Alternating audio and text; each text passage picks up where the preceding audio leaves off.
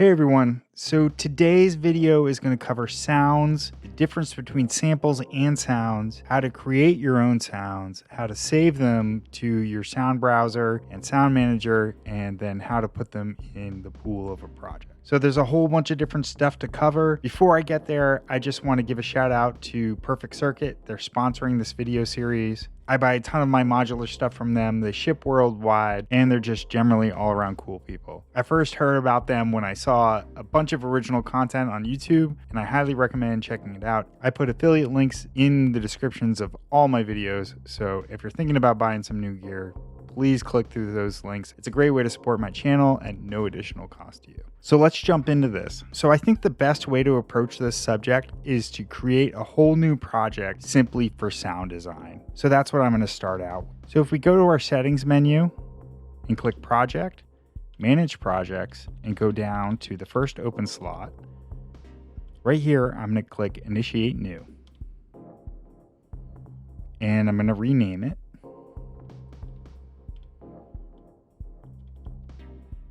And I'm going to call it sound design.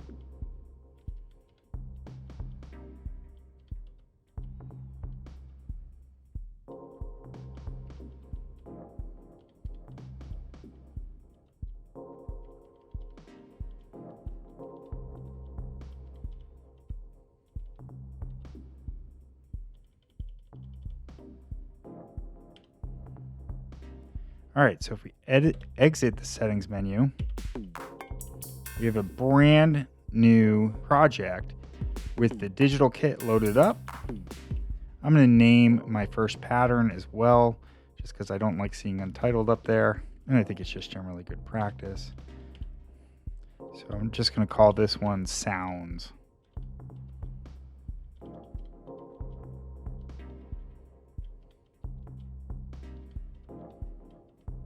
Oops.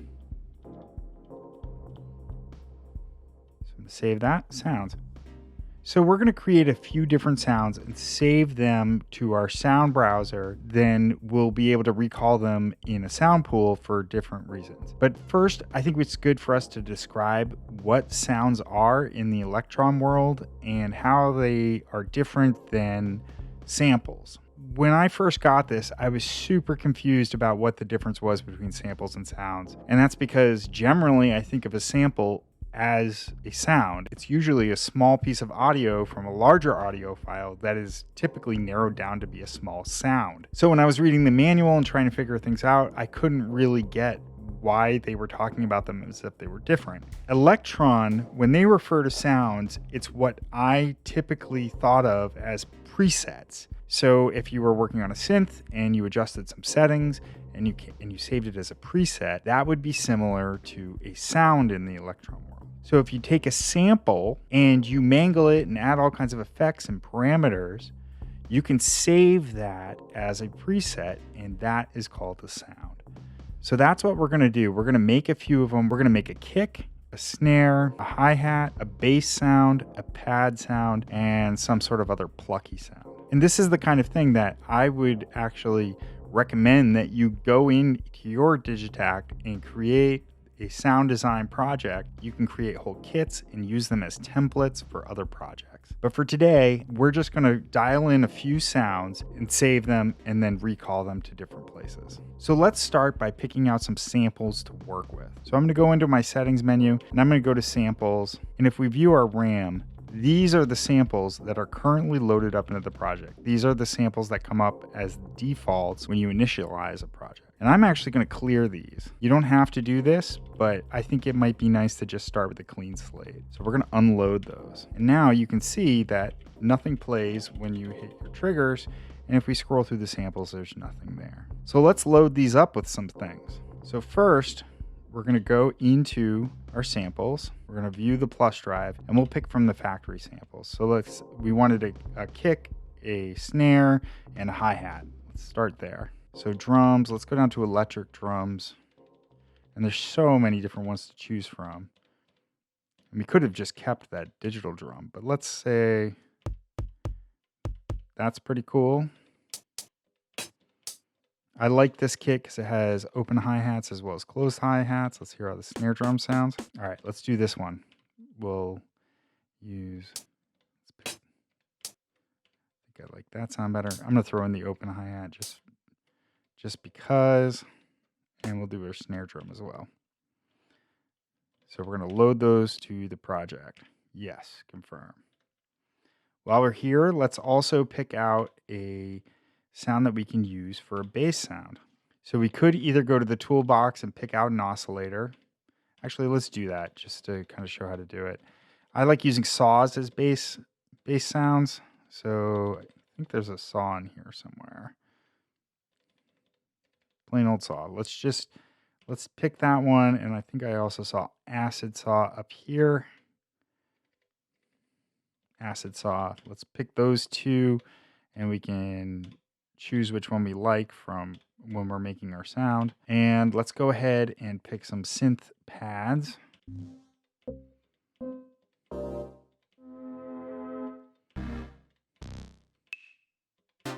Yeah, a lot of these are really good.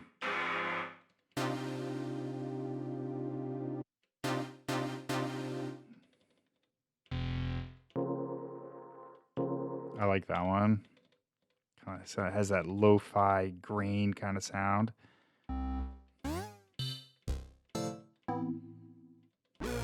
Keys is another one of my favorites, but let's do something different for now.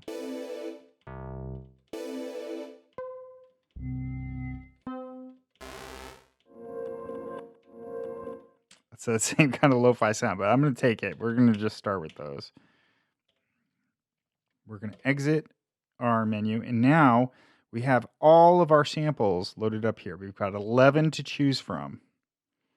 So let's go ahead and make a sound. Let's start with our bass drum. So right now you have that bass drum sound which is fine, it's good. But let's add some parameters to it to make it a little bit more interesting. So one thing, I hear a little bit of a high end that I want to take off. So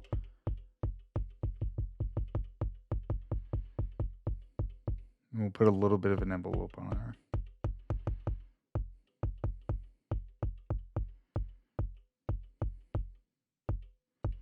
Okay. And then we'll maybe add a little bit of reverb. Not too much reverb. And some overdrive.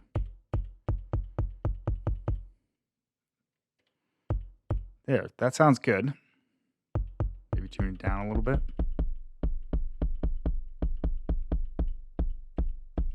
Actually, I think I liked it better where it was. Oh, that's pretty good. All right, so now we've got this nice bass drum sound that's just a little bit different than it was when we started. And actually, I'm going to turn the level up.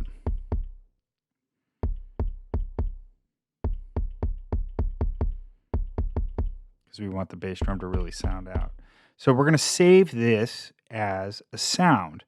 And so there's a few different ways to get to the menu, but if you hold function and then the song button right here, that brings you directly there. The other way to get there would be to go to the settings menu. If you go to pattern and then import export, that's the same thing. It brings us to that. And you can even see this light up. So we're going to export our sound.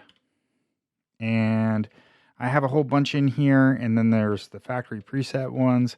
So I'm going to save this at 71. Actually, let's go down to like 90 just so I can remember where all these are. So we're going to save it right here.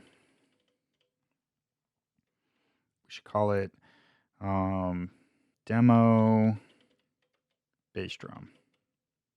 Great. And now we can add some tags so that we can search for it. So it's mine. I don't know if it's one of my favorites yet. We'll wait on that one. I think that's good. It's a kick and it's mine. We're done. So now, whenever we want to recall this sound with these settings, all we have to do is hold down function and turn this knob, and we can go into our sound browser, and it should be number 91. Or number 90, sorry. Right there, and it says kick mine demo bass drum. And then you could load it to your track.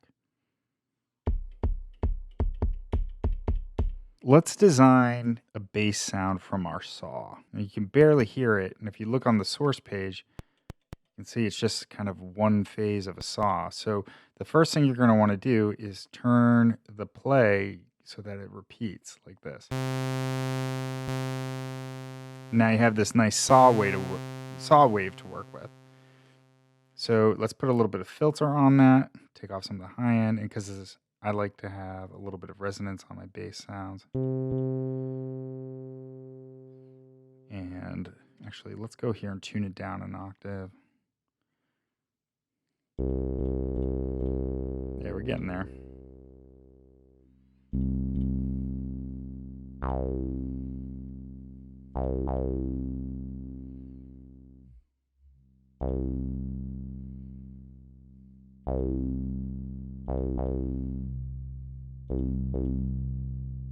It's kind of cool. It's like old school funk.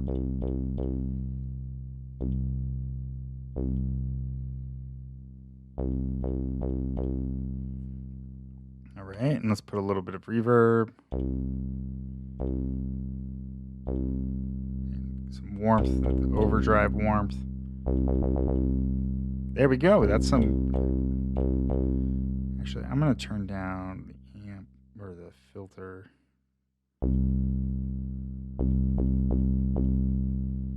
Maybe turn this down too.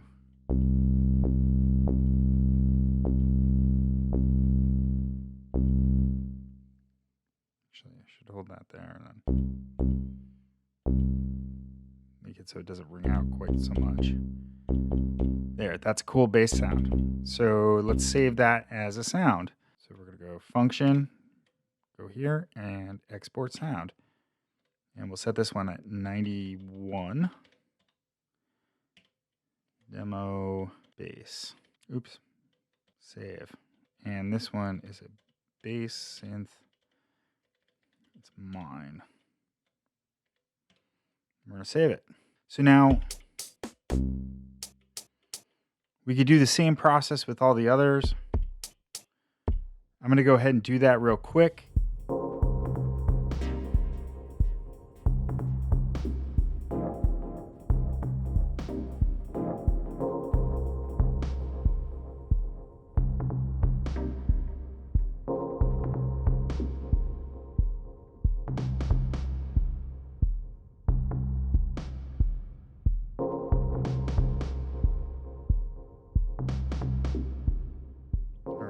Save. So what's cool about this too is now that we have these sounds saved in our sound browser, we can go ahead. There they are right there. They're the last four, 90 through 93. If we go to our sound browser, we can actually, if we view the sound pool is empty. So let's fill it up. If we go back to our settings menu, go to the pattern, manage our sounds. If we scroll down to where we were before, so you can see here are our sounds right here. Well, let's add these to the pool. So I'm going to check them off by pressing yes.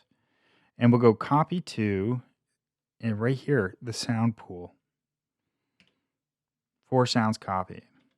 So now when we view the pool, if we go all the way up to the top, there they are. Now, the main reason you're going to want to do this is so that you can use sound locks. I'm going to cover locks and the various types of locks in another video. So right now, I just want you to understand that that's how you get sounds into a pool. The sounds in your pool are copies of the sounds on the plus drive, and you can adjust those and mangle those and do whatever you want to them, and it won't change the sounds that are saved in your sound browser. So if you load those up in a different project or a different pattern, they're still going to sound exactly as we just saved them now. So if you did want to go back and make changes, you'd have to actually go and replace it. But what's really cool about this is, let's save our project and we'll open up another project. This is the one that we were working on last time. So here it is, and I'm going to open up another bank. This is a totally new track. Nothing's been changed on it at all.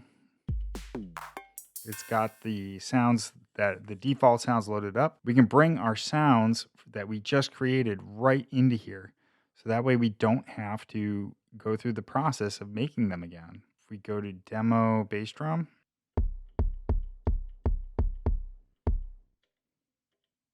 now you see it has all of the same settings and I didn't need to do anything else. So let's go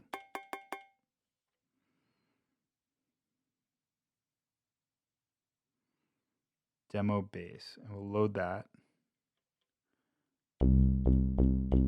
Now that's loaded up to number 5. So there you have it. That's how to work with sounds. That's the difference between sounds and samples. That's how you get sounds into your sound browser, and that's how you can load up your own sounds into new projects. I highly recommend that you spend some time just developing your own sounds and creating a library of your own sounds that you like. It's really rewarding when you make tracks that are all sounds that you did yourself. In the next video, we're going to go over some of the different recording modes. That way we can program some sequences, and eventually we'll get into doing locks, and I'll show you what those sound locks are about. So if you liked this video and you found it helpful, don't forget to like and subscribe below. Once again, thanks to Perfect Circuit for sponsoring this video series. Thanks so much, and I'll see you next time. I'm going to jam out on my new kit with my new sounds.